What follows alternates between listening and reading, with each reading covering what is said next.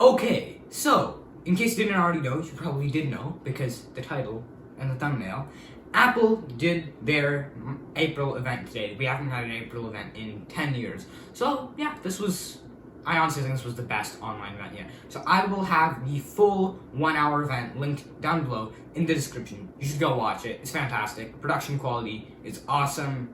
Like, it's so good. One of the main things that they announced was AirTags. And the way that they've marketed these is, and this is what they use, this is the phrase that they use like on their website and stuff, lose your knack for losing things. So you're supposed to attach them to your keys, your wallet, your wireless earbuds that still have a wire connecting them. And they have to have this, they have to have the big case.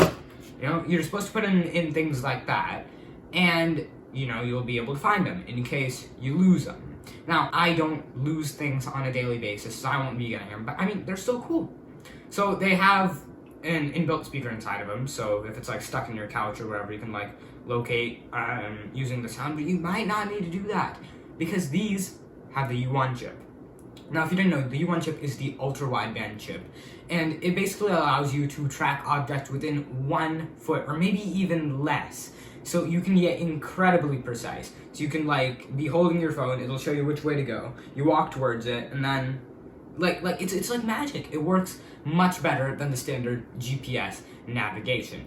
Now, here's the catch, and this is why I think this is gonna sell at least some iPhones. I know there's some people out in the world right now who need AirTags because they're that forgetful, and they want to upgrade to a better phone that has a U1 chip so they can accurately track. Because only the iPhone 11 series and the 12 series, not the SE, my iPhone SE2 did not get it. Only the iPhone 11 and 12 series have the U1 chip. So only they will be able to do the super accurate tracking, you know, within 1 foot. So you can find where exactly in the couch it is that you've lost your keys. And of course, there's also some other really cool features. They can put in Be Lost mode, and this does 2 things. First of all, it'll light up the Find My network saying, okay, we need to find this AirTag.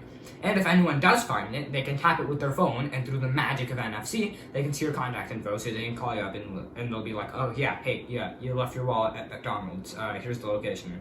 Right? Because, you know, there's still good people left in the world. We have to believe that there are. And you'll also be alerted if someone's tracking you, because the instant I heard about AirTags, I knew Apple's a FANG company, so if any sort of scandal happens with AirTags, then, like, someone's tracking someone else unknowingly, it's gonna blow up. So they've implemented anti-tracking features.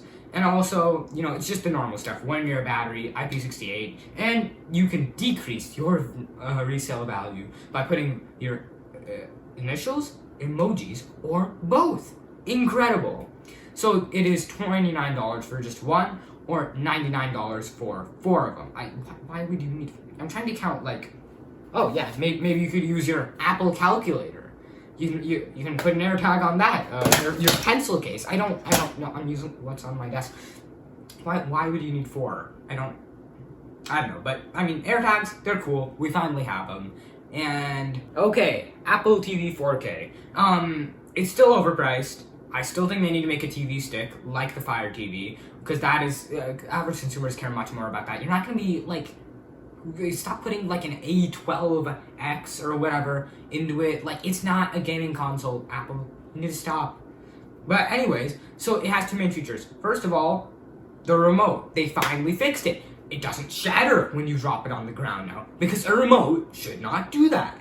A remote should be made of a sturdy material, like plastic, or in this case, aluminum. So thank you, Apple, for returning to your old method of using aluminum and actual tactile buttons. Because while your user interface may be awesome, Netflix or any other service, like what, Disney Plus? Oh, any other service is not optimized, and it is beyond a pain to use. So thank you very much for fixing your egregious mistake. And also, the color calibration, yeah, that's cool. You can point your phone at the TV and it calibrates. So yes, color accuracy, incredible.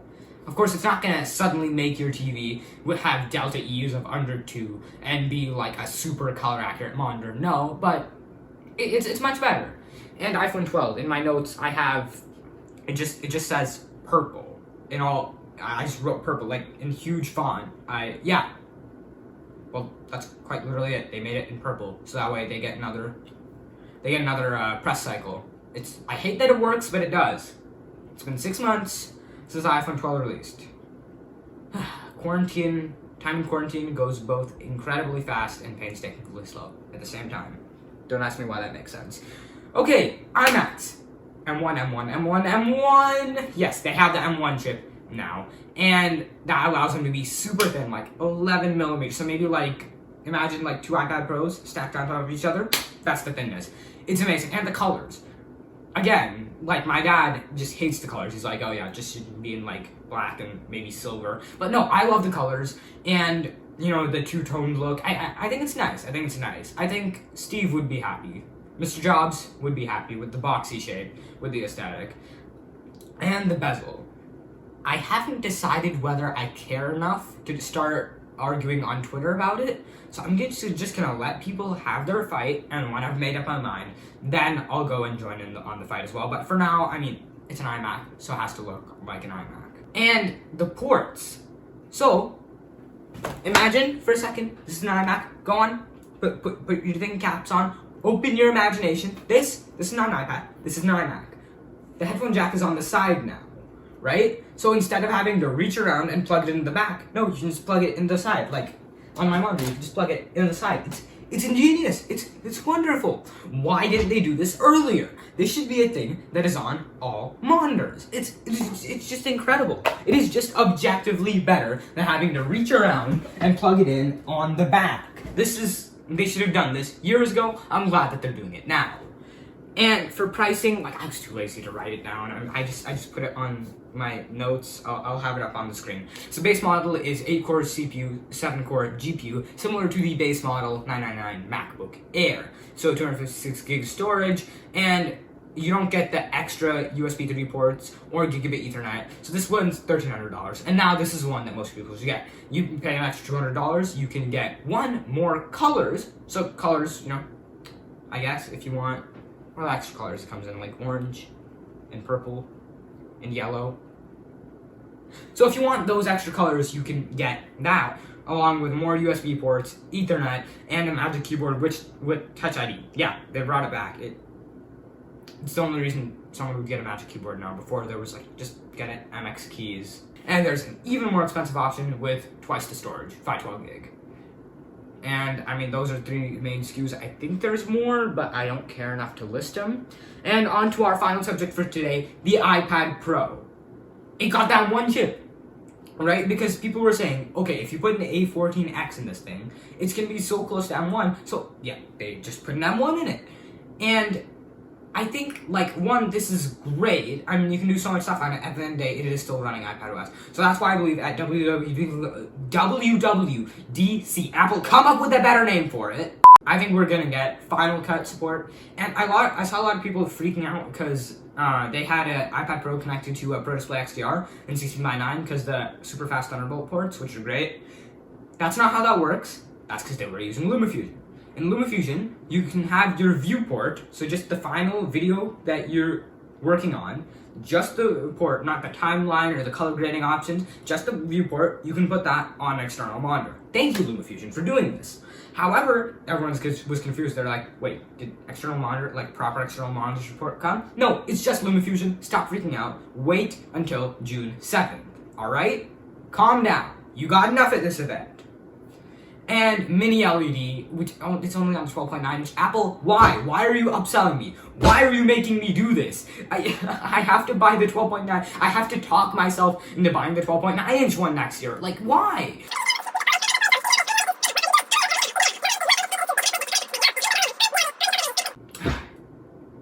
It's fine. I'm gonna buy it anyways. It doesn't make sense. And 5G. I'm surprised I only talked about it for a minute. I was expecting 40 minutes of 5G. So I'm sure we're all very pleased about that. Our ears are very pleased about that. And one other thing. Oh yeah, center stage. So the front camera is super ultra wide. So it can zoom in on your face and it'll do smooth pans. So it's like that one thing that Amazon has. It's one of the Echo things. Has a display. It's really cool and it'll move around and it'll follow you around. So when you're doing the one thing that people always advertise, you're in the kitchen chopping vegetables, and you're on FaceTime call, and the person you're calling is also chopping vegetables. Now, I've never had this happen, but who knows? It could be something that's very popular. I don't know. It's just... Anyways, it's better to have it than to not have it. So sure, I'll take it. Also, the most beautiful Magic Keyboard, the white Magic Keyboard. It looks so much better than the gray one, because the gray one, it gets smudges. It's just disgusting. The white one, while it's clean, before you've spilled your tomato soup on it, it's gonna look fantastic. But I mean, we all know it's not gonna stay that way. It's just, who cares? It looks good in the promo material.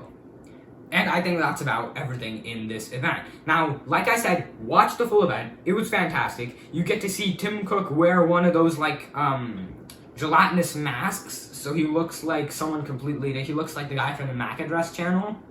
And he goes and he robs the M1 chip from Apple. It's just... Go watch the event. They can explain it so much better than me. Yeah, until then, just... Yeah, I don't know how to end this. Please subscribe. Please, I need food. I need monetization. Please subscribe. Bye.